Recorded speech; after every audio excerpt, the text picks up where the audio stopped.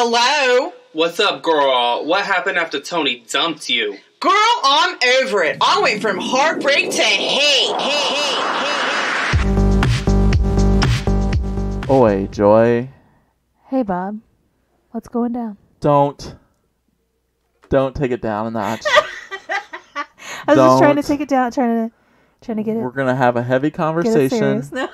but we're gonna come at it from a extremely white perspective. The only perspective. The only perspective in America. Obviously. I mean, murder people to get them out. It's not going to be as bad because we've taken time for me to breathe personally. Right. I know you were frustrated too, but yeah. I mean, I'm always frustrated at some level. I know. I don't ever get to a non-frustrated level. Since we're being soft, obviously, I know you were more upset. But anyways, my point is, we've had time.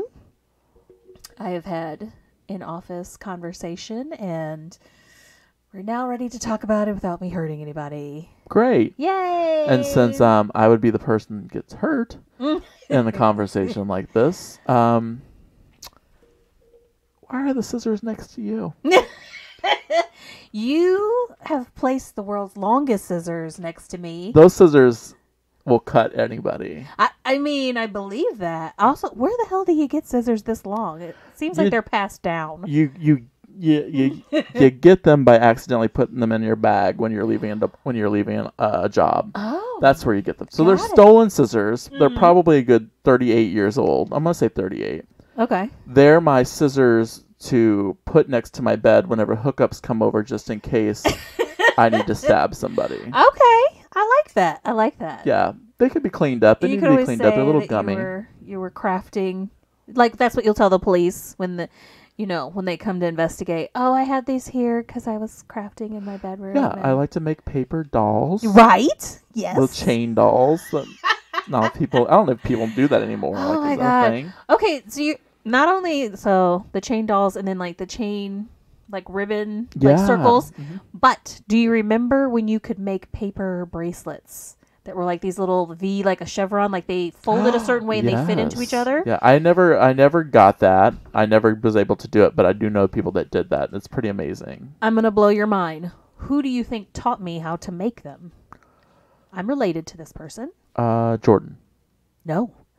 My dad. Whoa. Yes. When I would go to the dojo when I was young, in order to entertain me, he taught me how to fold little pieces of paper and put them together and make a little bracelet. I'm going to assume he got that from his years as a teacher, right. Like an actual school teacher, because I don't know why else he would know how to do that. Well, I mean, it could be some kind of folding craft art. I mean, I did origami for a while. Mm-hmm.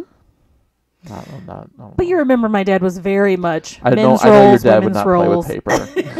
So I would never think your dad would play with paper. I just assumed you learned later in life from a younger sister. Nope. Okay. So there. Now we just had a little fun fact. What the fuck were we even talking? Paper. We were talking about paper. We're talking about the scissors, and you don't want the scissors next to me because you think I'm going to be violent towards you. Okay. Because we're going to talk about race. See. Thanks for listening to the podcast today. So what were you going to say? I was going to say, well, you're white, so do you want to start us off? Because white people like to start things. And white people are doing the most. I just want to say to all the white people out there that are actually coming to terms with it, I want to say it's about fucking time. And thank you. I was going to say welcome. Welcome. Well, I'll say thank you as a white person. Black people should not be saying thank you to any white person. No, we'll just say welcome. Welcome.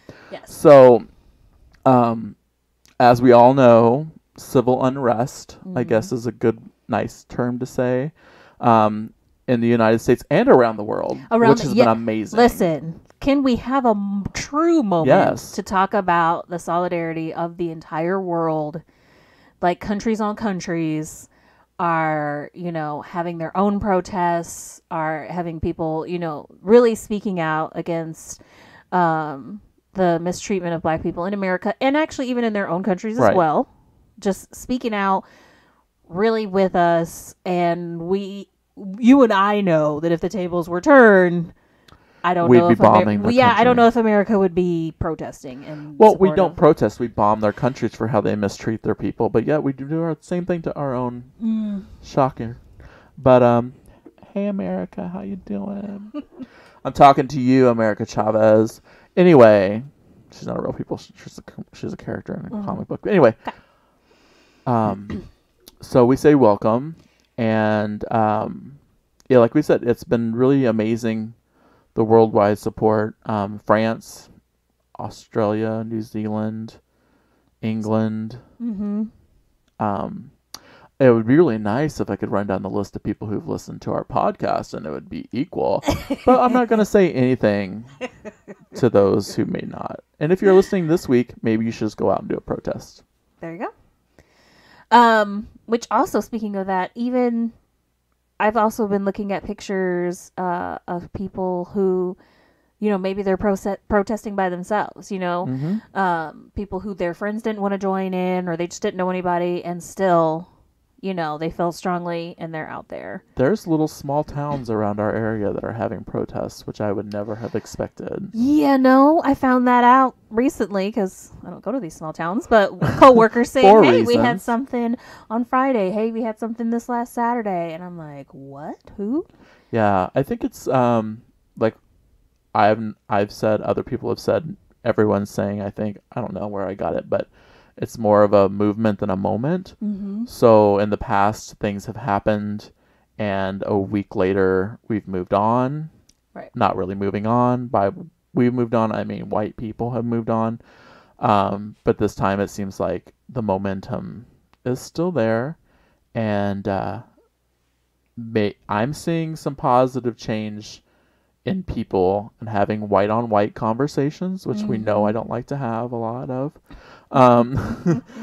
But having some people actually come to me for not advice, but to say, hey, I'm realizing how horrible I've been in the past, blah, blah, blah, blah, blah. While they should be saying that to black people, it's probably an easier conversation to have with someone else.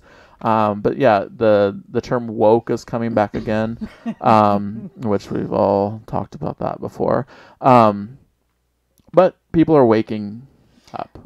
And I told you already, and told people in my office as well, I appreciate white people having these discussions amongst themselves for this reason. Because in the past, it's always been black people bringing it to white people, and as somebody who's had these discussions, and you just see the white person, they're just with the the glazed look on their face, like they're just counting down the seconds, waiting for this to be over, like this interaction to end, so I can say whatever I think the right thing is and be done. I do it 29 minutes a week, people. Yeah, I hate you. Hey, that was a fuck you moment. Oh, that's right. I haven't said fuck you in a while. I know. I miss it. Sorry, fans. I know that I try to get it out of her. So and I was just already so peaceful. I'm here once a week, folks. Try the chicken strips. No, but here's why. We need white people to be talking about the problems with race in our country. We need white people to call out other white people when they're in conversations, when somebody says something, and not to let things slide. This isn't something new that black people have been asking for. I think it's now there are some more white people who are going, oh yeah, I probably shouldn't let, I heard somebody say this thing that was off color, and I should, stand up and say something about it. It's not always comfortable, but guess what? There are those of us who ain't had a day of comfort when it comes to any of that. I mean, that's the thing, and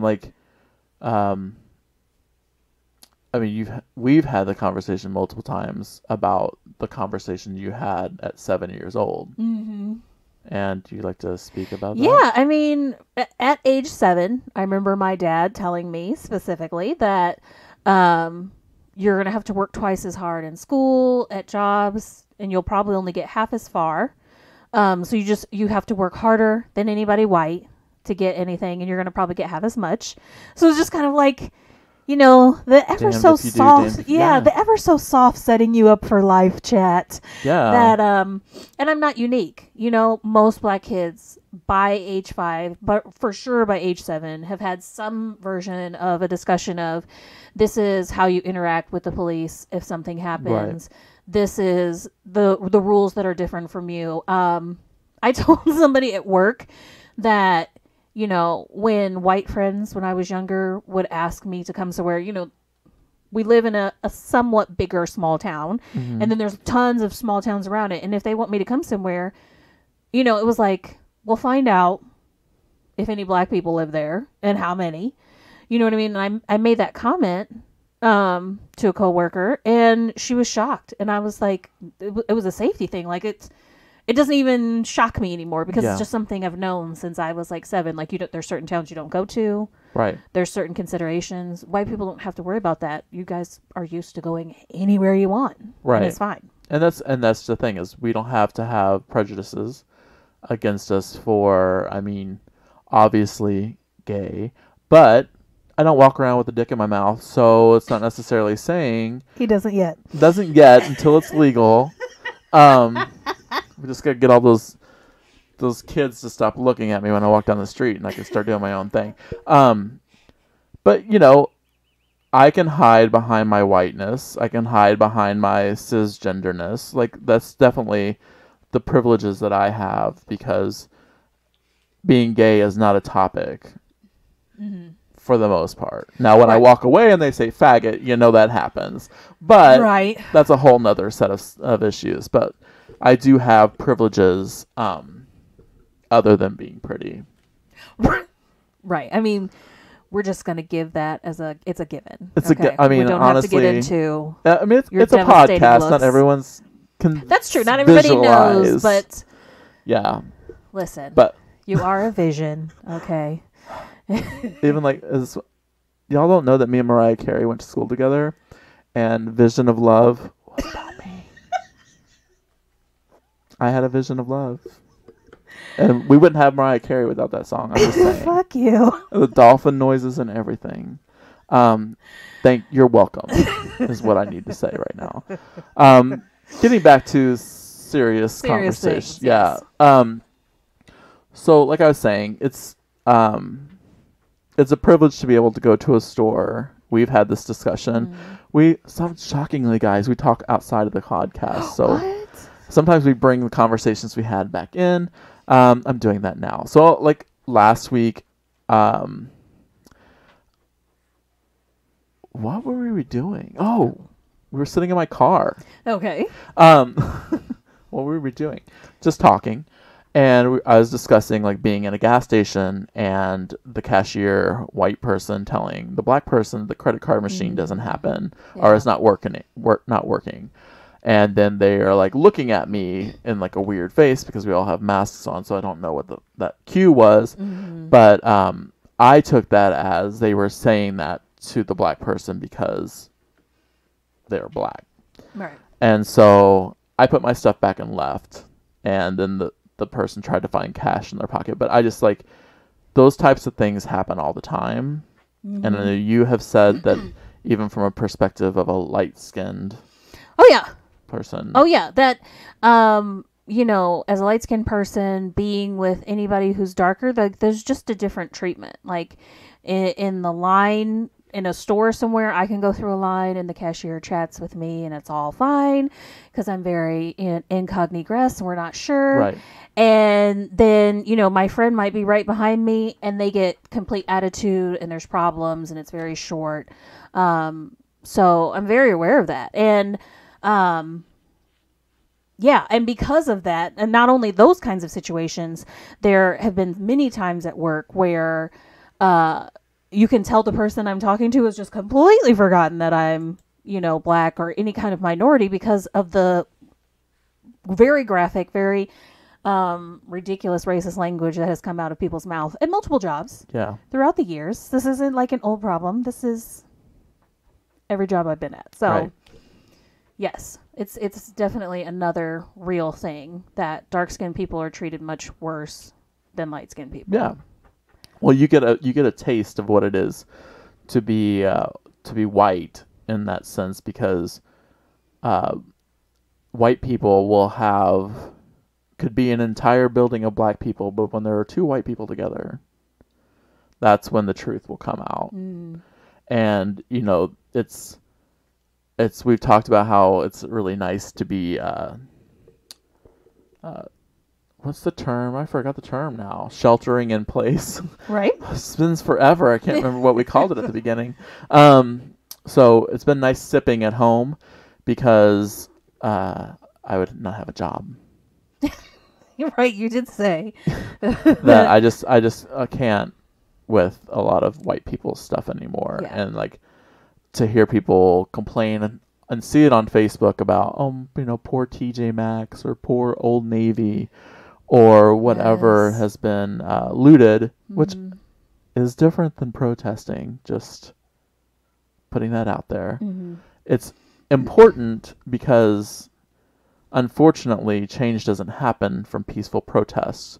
So while protesting is amazing, we wouldn't be where we're at without the looting, because people have to get angry, and from anger is where people actually, I feel, sometimes understand another person's perspective, because something was taken away from them. Oh, wait for it.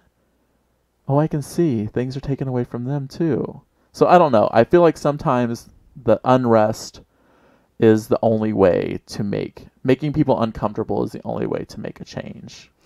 Yeah, and I would say the other thing about that is, imagine the audacity of, you can just breeze past the heading of, a person losing their life at the hands of law enforcement, which is supposed to serve, but you are so enraged that your local Target just burned down. You know what I mean? I think we have such a momentum that now people are pointing that out, and people are actually aware and noticing. Yeah.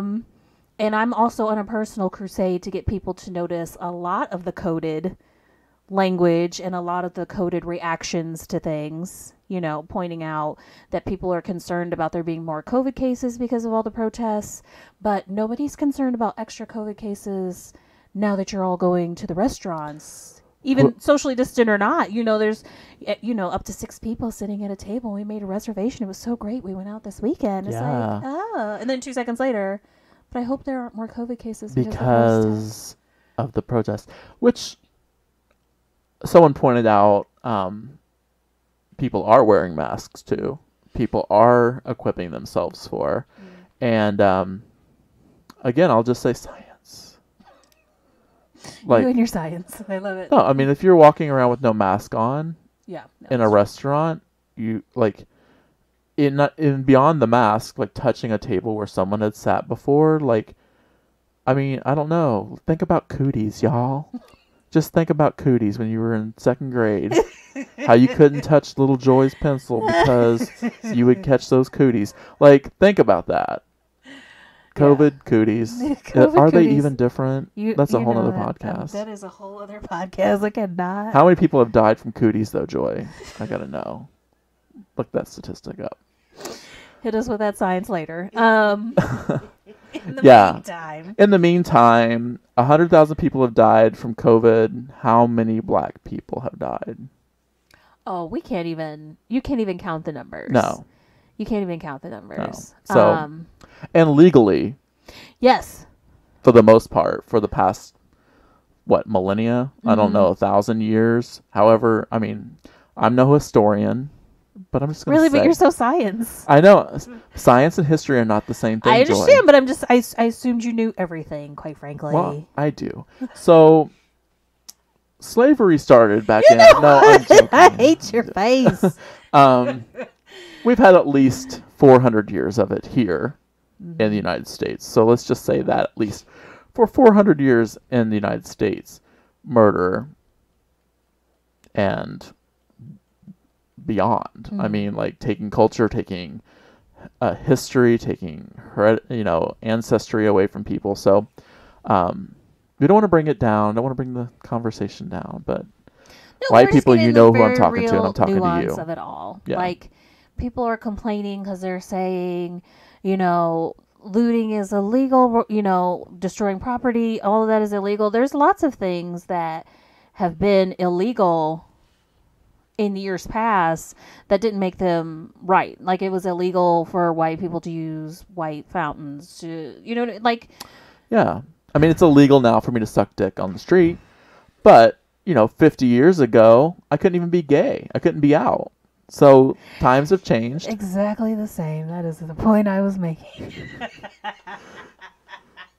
I'm just trying to bring it down to everyone's level. I know. I appreciate you. And I think that everybody appreciate you. is a cocksucker by proxy, at least. We don't get me into the cocksucker versus dick sucker of it all. Okay, cock and dick is a whole racial issue. But I guess there's only one term, cocksucker. All right, fine. No one says dick sucker. That's just weird. It was weird.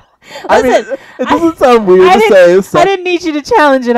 You were supposed to let that go, but that's neither here nor there. Like, that sounds like something of like a 10-year-old boy who doesn't remember how to say the right, who doesn't know how to say cocksucker right. So they're like, "Oh, you penis eater." Yeah, I can't let you. Fucking hate you. I hate me too. So anyway. Times have changed. Times haven't changed. That's a bigger issue. But we're in a point of change. So get on board. And I want to say from an LGBTQIA standpoint. Plus. Well, is it not? I can't keep up. Okay. Anyway, I understand. Everyone got it. So, if you can't understand how this affects your life, then you're a fucking idiot. Whatever letter you are. Like, we would have nothing without civil rights movements. We would have nothing with what black people have gone through, what women have gone through. Like, all those things before us are why we don't have the progress. We have some progress. You have fags on TV, but we need more progress. And until everybody is treated the same, we won't have. Mm-hmm. As long as there's old white man power, there will never be what we need. Like, they can literally take our rights away from us. Yeah. They take the lives away, and we have so many black trans women dying. Mm. And it's... Didn't you tell me that we're certain gay protections that have been rolled back, or they're trying to, and nobody's that I wasn't even aware of? They're trying. The Surgeon General said that trans women are males. Mm. They're just flat out. They are trying to make it so that LGBTQI people cannot adopt children again. Yeah. So it's always these back ass shit. Like, why are you so worried about someone who, it's harsh to say, nobody wants them, but gay people do want these children. Mm-hmm. Like, why is it so important? Why aren't we trying to find every good available parent? Absolutely. For kids when there are so many in need. Absolutely, yeah. And there's so many things like that too. I mean, that was not something that was beyond black people either. Black people were also not seen as fit parents to adopt. Mm-hmm. 20, 30 years ago. So, like, that's a change that happened there, but it's like, I don't know. It's hard to keep up. Yeah. With things, and it's, I don't want to blame one person, because I know some people blame one person in America, who may be the only person of that. I don't know. Are there more orange people out there? But no, there are. I'm sorry. They live in these small towns and they don't know when to self-tan. Stop the self-tanning. Why do you self-tan with goggles on? I don't fucking understand that. I worked at a tanning salon. I know we've all talked about this before. Yeah. The pizza video store tanning salon. I understand going to a tanning bed and putting goggles on because you have to hide your eyes from UV rays. Yeah. Why do people have goggle marks? Can't you close your eyes? Or it stings my eyes. Oh, okay. Anyway, beyond that, like, honestly, we focus on him as the problem, but he's not necessarily the problem. He spouts off things that are horrible, uneducated. But as he's doing all this, all these other motherfuckers behind the scenes in agreement are pushing for things to roll back any kind of and they're in agreement of him, and they'll just let him do whatever they want because the focus is not on what they're doing. Right. So I guess an aspect of this is pay attention to, which we don't know until it happens, I guess. Anytime people say policy, that drives me absolutely fucking crazy because I want to know who, not everybody's involved with making these policies. Like, it's only people who are in power and who will never not be in power until we make them not power. Burn the whole motherfucker down. Hey. I mean, sometimes you got to be drastic, sometimes you got to be crazy. I mean, I love the fact that he did build a wall. It just happened to be around the White House to protect his ass. Like, that's one thing he did do. He did build a wall. It wasn't necessarily the wall that he said he was going to build, but the wall was built to protect him. And I just don't, I mean, I see so many people, even presidents in the past aside, as leaders, as world leaders, standing up and defending their own. Like, if you're going to be racist and you're going to fucking say that shit, be out in public and say it. It's kind of like say it to my face kind of thing. If you're going to say those things, be about it. Right. Like, other people in other countries will stand up for their people, even like horrible leaders like Mussolini and Stalin and others. They will say their shit and they go on their racist tirades, but they're still there. Like, they're willing to fight for it. He's not willing to fight for that. I don't know. I'm just rambling now. I kind of sound like him, don't I? We turned a corner, but we can always come back. Let's come back home. I did use self-tanner last night, so I'm blaming Jurgen's natural glow.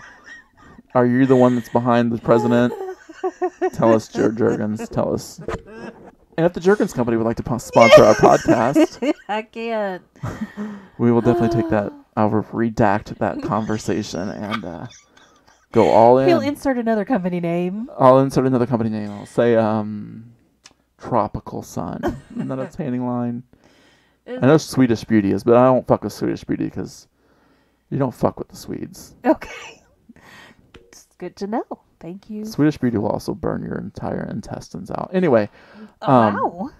You're over there having some unique experiences. I guess I'm glad I'm not. I mean, I feel like tanning might be more of a white experience. Yeah, I was going to say, I'm glad I don't really have these problems in my life. But, yeah. I mean, I worked at a tanning salon in a town of 2,000 people, so the only black person never tanned. I remember that. Anything else you'd like to say that's not about craziness that I just went off on? Nothing specific. I mean, I think we've run a lot of it down. Again, it's okay, this is what I will say. It's a little bit strange, but marvelous for me to be 41, almost 42, and to feel that there is true hope. You know, at this point, most of my heart has died in my soul, and I'm very cynical, as most of us are. I mean, and I don't help that situation. No, I'm not like a ray of sunshine to pick you up. All of your hope died at least 7 years ago. So five. When I was 5, not 5 years ago. Oh, okay. Sorry. We're 40 years in now. But, yeah, I just want to encourage my white brothers and sisters to keep going forward. It's not all easy work. A lot of it's going to hurt, especially when you realize certain truths about your own past behavior, family members, and so on. But we got to do it for this country, for this world. And if I say it a little bit meaner, I'd say black people have been dealing with this shit forever, so you take a little hurt, you be all right. Well, and it's also a responsibility of white people who are woke. I know it hurts you to say that. It does. Because it just means that you at one point weren't. That's we get back to that. Anyway, it's our responsibility to pick up the fight as well, because black people have been dealing with this for too long, and they're fucking tired of it. Like, the fact that they are continually doing it shows strength within their community, but it is our responsibility to not allow white-on-white conversations to happen to make racist people uncomfortable. I say make them fucking make them cry. Mm-hmm. Make them turn your... What are they going to do? Turn your ass in for saying they're racist? Motherfucker, you're racist. Like, you ain't gonna... there's nowhere to go. You're going to go cry and say, they made me cry because whatever. Make them uncomfortable. Absolutely. Black Lives Matter. And remember that to be beautiful and natural is the birthright of every woman. And I wish you all loads and loads of loveliness and good luck.